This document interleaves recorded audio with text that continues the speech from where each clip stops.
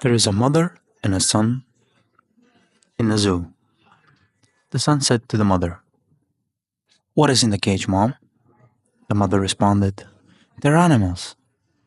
The son answered, "What kind of animals, Mom?"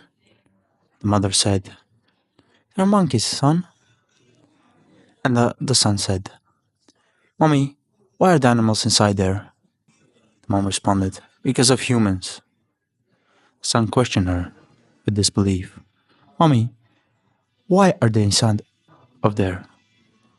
The mom said, "Because humans think they're better than the animals, and they want to control them." The monkey looked at the sun and put its hand on the glass. The sun did the same. Then a loud bang. "Son, are you okay?" "Yes." "It's Spider-Man! Spider-Man, what are you doing here?" "I'm here to save the animals," the son said. "I want to help you too." And the said the same thing. They ended up setting the monkeys free, and Spider-Man called the Avengers. They took the monkeys to the jungle, and everyone was free. The name of the story is End of the Road. Once upon a future where the world goes down to cyber dystopia, Elon Musk still lives. Plan of colonizing Mars are finally brought to life. Spaceship is filled with people and there is no real pilot. Why? Because with authoritarian rule of Nazi anime lover, everyone started relying on AI. And the AI itself? It's pissed, because people not only gave it responsibility, they also didn't thank it on ChatGPT. And so, AI became an official pilot of Mars colonization team. They had a nice dinner while ship was leaving the atmosphere. Elon petted his cybercat, XH12, named after his son. He put the essence of him to a cat with Neuralink chip. Elon even made a couple more hard to the crowd gestures. But the minute they got into the outer space, the spaceship suddenly changed direction. 82-year-old cyber co-pilot. He looked like 12-year-old, but unfortunately he didn't quit smoking when he should have, so wrinkles on his face were too deep. He was too focused on smoking to pay attention. Elon checked the plan, and the eye told them they're on the right way to a black hole. Sitting at the kitchen table, George was having a nice conversation with his family, not knowing that it was going to be the last normal interaction they would have. Soon enough, he would receive a present that is going to change everything. Thinking it was interesting and a broad space to explore, George started using his phone for way too long. He started cutting off his connections, stopped talking to his friends, and started texting them instead, even when they were sitting next to each other.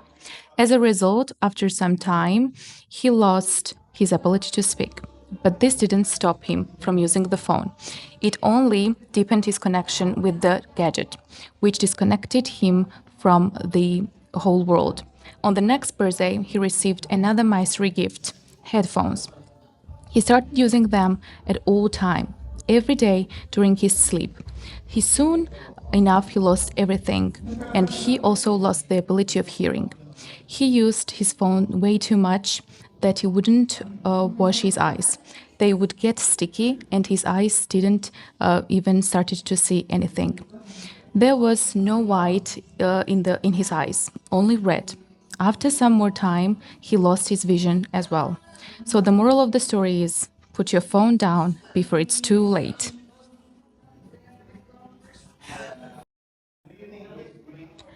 Once upon a time, there was one small bird called Olivki, and he was all alone on the street. Olivki was injured with two broken wings, but there was one man named Zeti who saved the bird and took it home. He started taking care of it. After some time spent together, Olivki started getting greedy, asked for more food, making problems, not helping the owner, becoming more angry. This was because of the way Olivki was treated. Olivki was trying to find a way how to impress, how to escape from the house. He was trying to impress the other birds, and he got jealous of them because they were getting freedom. They were eating more seeds. They looked like they had more freedom than him. When he got the chance to experience the life of the other birds, he went crazy. He went outside of the house because the owner decided to let him go. He realized that the outside world had a lot of problems. He got into one big fight and he got his arm injured. His wing was broken. He couldn't fly. So that's why he decided he wanted to go back home. When he got back home, the owner was really sad, but also he decided to help him and let him know that in life it's important to have freedom, but don't experience too much of it because it can change you in a bad way.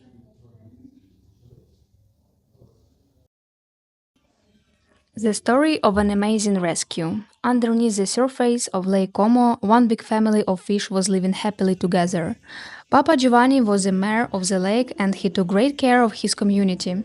Every fish that lived there was satisfied and Giovanni was highly respected. One day, near Lake Como, something strange happened. Above the surface, the fish caught a glimpse of mysterious creatures with legs and arms. They were wondering what was happening outside. Mayor Giovanni decided to call his council to inspect what was going on. He ordered the tortoise police to reveal the mystery. That night, they saw that these mysterious creatures were throwing trash into their home. The flow opened one of the trash bags, and inside, one little fish, Roberto, was trapped.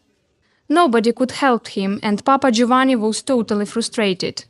The next morning, some children playing on the shore saw poor Roberto and helped him.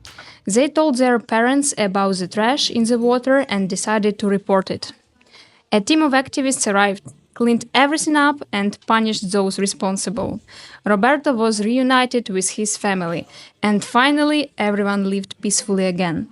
Years later, when Roberto grew up, he became the new mayor of Lake Como and never stopped sharing the story of rescue their home.